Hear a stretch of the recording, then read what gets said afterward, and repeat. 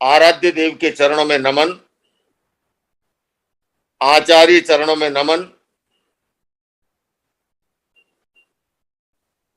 Corona काल में webinar के माध्यम से जैन सोसाइटी ऑफ सिंगापुर द्वारा आयोजित द्विदिवसीय व्याख्यानमाला के अंतर्गत इस वेबिनार के माध्यम से उपस्थित सिंगापुर के, मलेशिया के और देश दुनिया के अलग अलग हिस्सों से श्रद्धालु श्रावक श्राविकाओं, उपस्थित बंधुओं और बहनों, ये मेरे लिए भी बहुत ही प्रसन्नता का विषय है कि जिस सिंगापुर के घर आंगन में 6 वर्ष पूर्व लगभग पर्युषण की आराधना करने का अवसर मिला और उसके बाद भी एक बार और प्रवचनों की श्रृंखला का अवसर मिला, और इसी तरह से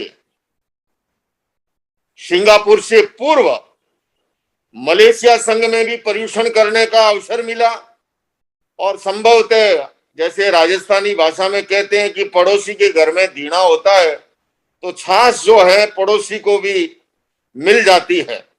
मलेशिया से संवाद सिंगापुर तक पहुंचा और सिंगापुर का निमंत्रण मिला।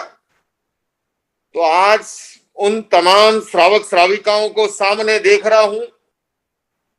भरत भाई कीर्तिदा के स्थान पर तो ऐसे तो शादियों के लिए किसी को अवसर मिला है आहार पानी का, किसी को पट बाजोट औषधि का, पर सह्यात्र का लाभ, और वो भी लंबे काल तक। और आज सभी श्रावक श्राविकाओं को सामने देख रहा हूं। केनाल भाई का जब सबसे पहले संवाद मिला कि इस तरह से व्याख्यान माला का आयोजन, तो मुझे खुद को बहुत प्रसन्नता हुई कि इस बहाने पुनः सारे पूर्व परिचित श्रावक श्राविकाओं से संवाद का भी, और ये भी देखिए आज जैसा विषय लिया है आपने, जैन जीवन शैली इन साइंटिफिक अप्रोच। साइंस क्या है, विज्ञान क्या है, विज्ञान गुजराती भाषा में कहूं, साइंस है सत्य की खोज का एक मार्ग, सत्य के अनुसंधान का एक रास्ता।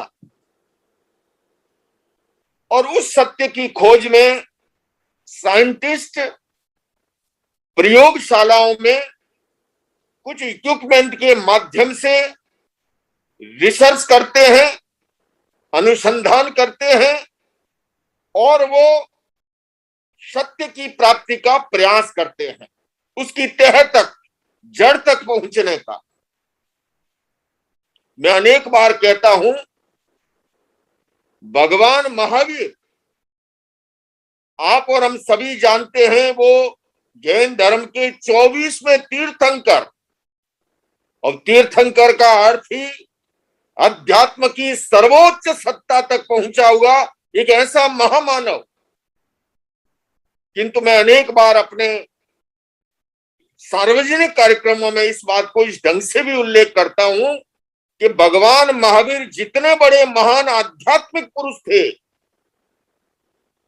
उतने ही बड़े वो मनोवैज्ञानिक और वैज्ञानिक भी थे। जैन कथा साहित्य की अगर आप घटना को याद करें,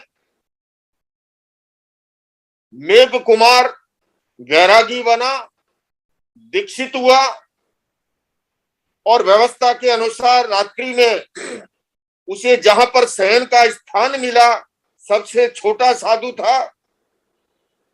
रात्रि में नेचर्स कॉल के लिए आते जाते संतों से, घोर अंधेरा का समय, और ऐसे में वो एक रात कहा जाता है कि सतयामा बन गई।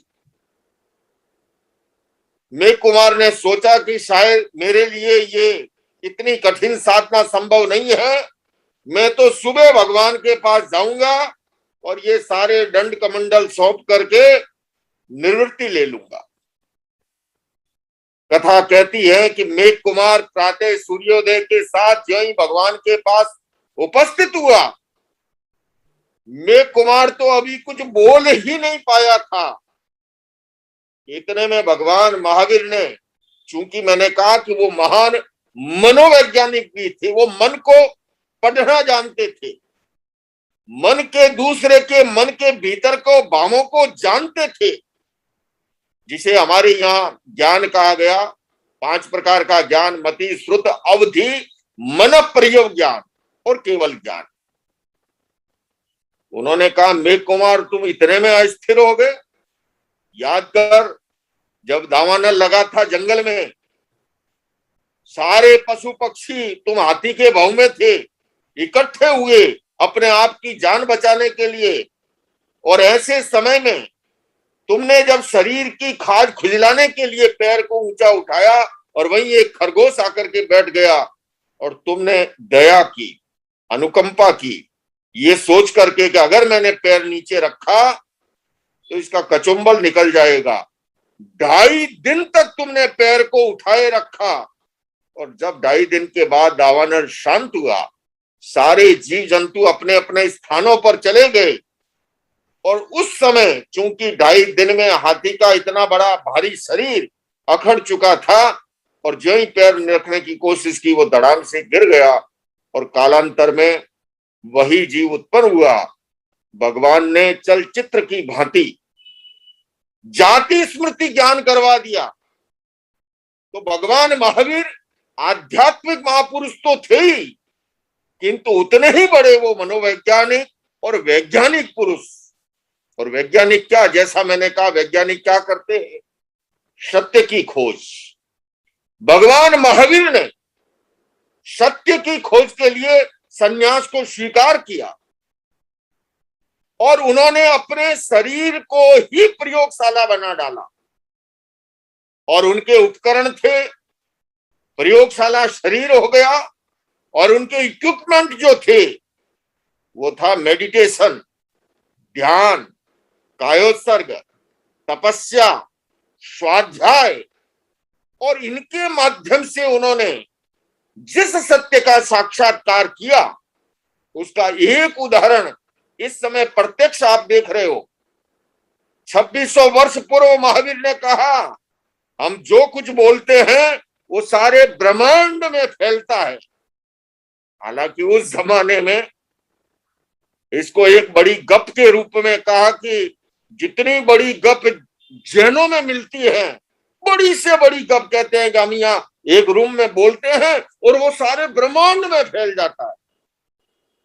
आज बंधुओं 2600 वर्ष पूर्व आप और हम देख रहे हैं, मैं दिल्ली में बोल रहा हूं और आप सिंगापुर में बैठे अपने स्थान पर केवल सुन ही नहीं रहे हैं, साक्षात लाइव देख भी रहे हैं। और तीर्थंकर महावीर ने इस रिसर्च को, इस अनुसंधान को, इस सत्य को आगम के अंदर 2600 वर्ष पूर्व कहा कि हम जो बोलते हैं सारे ब्रह्मांड में फैलता है।